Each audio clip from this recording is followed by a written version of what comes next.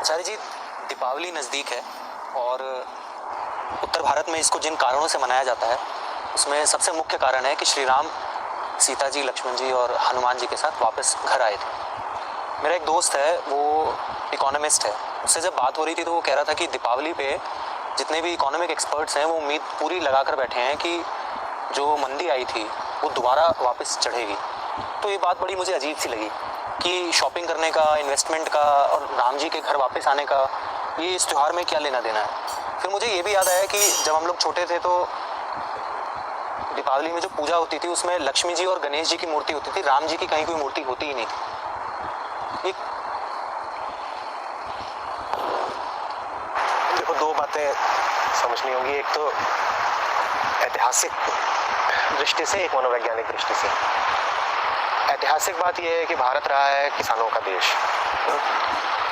तो किसान ने फसल काट ली, बेच ली, घर पैसे आ गए, और ये समय इधर का ऐसा होता है जब उसके पास कुछ करने को है नहीं विशेष और पैसा भी आ गया है हाथ में,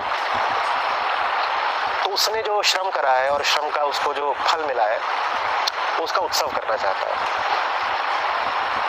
तो दिवाली के पीछे ऐतिहासिक कारण तो बड़ा ये है, और भी है। भारत में जितने प्रांत हैं उन प्रांतों में भी जो सब छोटे छोटे क्षेत्र हैं, सब में जाओगे तो पता चलेगा कि सबके अपने अलग अलग कारण हैं दिवाली मनाने के। केंद्रीय कारण भी है जिसकी तुमने चर्चा करी, खासतौर पर उत्तर भारत में, कि माना यह जाता है कि श्री रामचंद्र घर लौटे थे तो अयोध्या वासियों ने उनके स्वागत में, अमावस की रात थी, दिए जलाए थे और खुशी में मिठाइयाँ बांटी थी, तो वहाँ से दिवाली की शुरुआत है।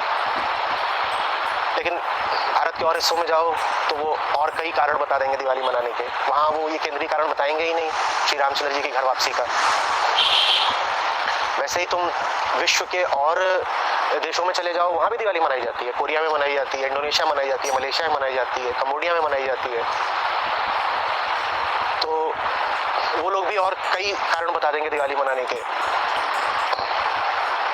बौद्धों में भी मनाई जाती है, बौद्ध अपने अलग कारण बता देंगे दिवाली मनाने के।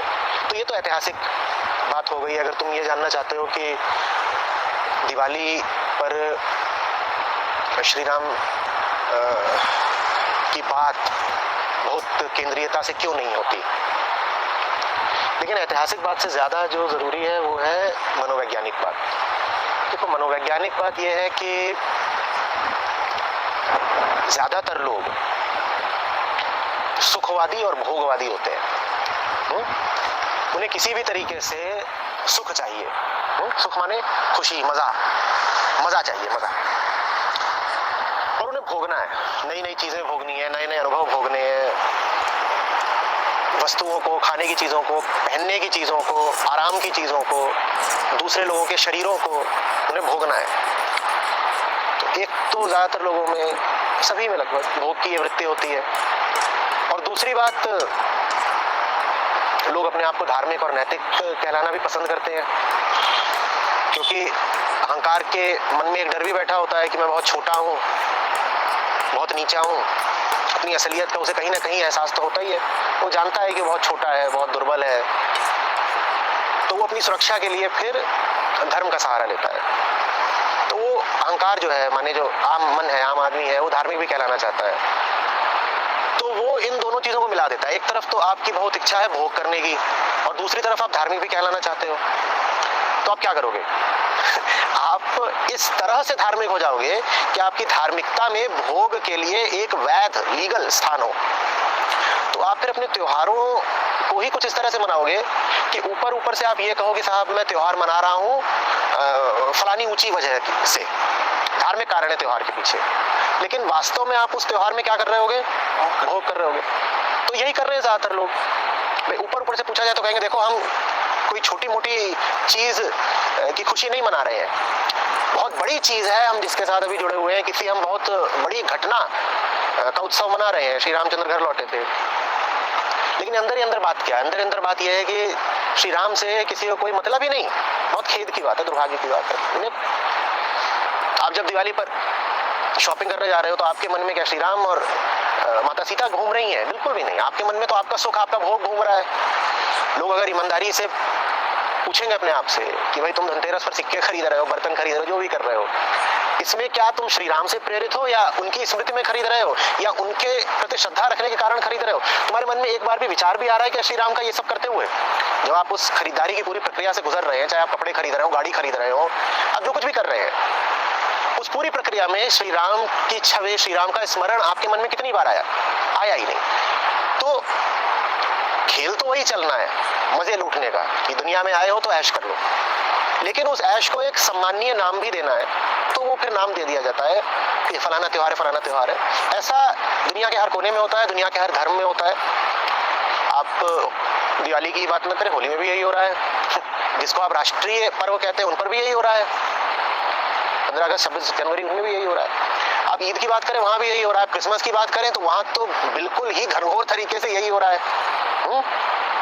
जो क्रिसमस न्यू ईयर का पूरा हफ्ता होता है, वो तो हफ्ता समर्पित ही उपभोक्तावाद को होता है। छुट्टियां ही कर दी जाती है बहुत सारे देशों में, इसलिए नहीं कि बड़ी खुशी है क्राइस्ट के जन्म की, इसलिए कि जाओ और मजे मारो, मजे भोगो, खूब भोगो। और उन दिनों में जिन जानवरों का कत्ल हो रहा है, उनकी तादाद कई गुना बढ़ जाती है, और दुनिया भर के जितने हम दूषित करने वाले काम कर सकते हैं वो सब बढ़ जाते हैं। तो ये है हमारे त्योहारों का हाल। आचार्य जी, दीपावली के साथ जो दो शब्द बहुत करीबी से जुड़े हुए हैं वो है लाइट और प्रॉस्पेरिटी। लाइट का हमने ऐसे अर्थ निकाला कि घर में लड़ियां लगा ली और पूरा रोशन कर दिया। प्रॉस्पेरिटी में हम शॉपिंग कर रहे हैं, चीजें खरीद के ला रहे हैं। देखो, त्योहार अगर धर्म से संबंधित है तो उसके जितने प्रतीक हैं उनके अर्थ भी धार्मिक ही होंगे ना, बहुत सीधी सी बात है। तो कोई त्योहार है अगर जिसका संबंध प्रकाश से है, तो भाई वो प्रकाश न तो दिए का हो सकता है, न मोमबत्ती का हो सकता है, न चीनी झालर का हो सकता है। ये बहुत बाहरी बातें हैं। उस प्रकाश का अर्थ है कि भीतर के अंधेरे को हटाना है, माने अहंकार को घटाना है, और जो मोह की और भोग की और डर की और लालच की हमारी वृत्तियां हैं, उनसे पार जाना है। जैसे श्री राम गए थे, उनके पूरे जीवन को देखो तो उसमें पता चलेगा कि कितनी चीजों का लालच उन्होंने ठुकरा दिया, और डरे वो रावण से भी नहीं। तो जीवन में रोशनी लाने का या दिवाली पर प्रकाश लाने का मतलब ये होता है कि तुम्हारे भीतर की अंधेरी वृत्तियां जो हैं उनको हटाओ, दबाओ, सफाई करो। उसकी जगह हम उन्हीं वृत्तियों को और ज्यादा उत्तेजित कर देते हैं, और ज्यादा प्रदर्शित कर देते हैं, और ज्यादा उनको हम सहारा दे देते हैं, उनको ईंधन दे देते हैं अपने त्योहारों के नाम पर। आप समझ रहे हो, लालच से हटने का नाम है प्रकाश।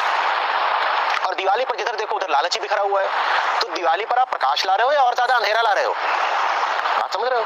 अगर लालच को मिटाने का नाम है प्रकाश लाना, और आप पाओ कि दिवाली पर तो लालच की धूम मची हुई है, तो आप प्रकाश नहीं ला रहे, आप तो अंधेरा ला रहे हो। इसी तरीके से दूसरा तुमने क्या बोला था, दूसरी चीज? प्रॉस्पेरिटी। प्रॉस्पेरिटी, संपन्नता। अब धार्मिक अर्थ में जब संपन्नता की बात होगी तो वो सोने चांदी के सिक्कों की बात नहीं हो सकती। वो फिर संपन्नता जो है वो आंतरिक होगी ना, धन आंतरिक होगा। कबीरा सो धन संचिए जो आगे को होए, वो वाला धन।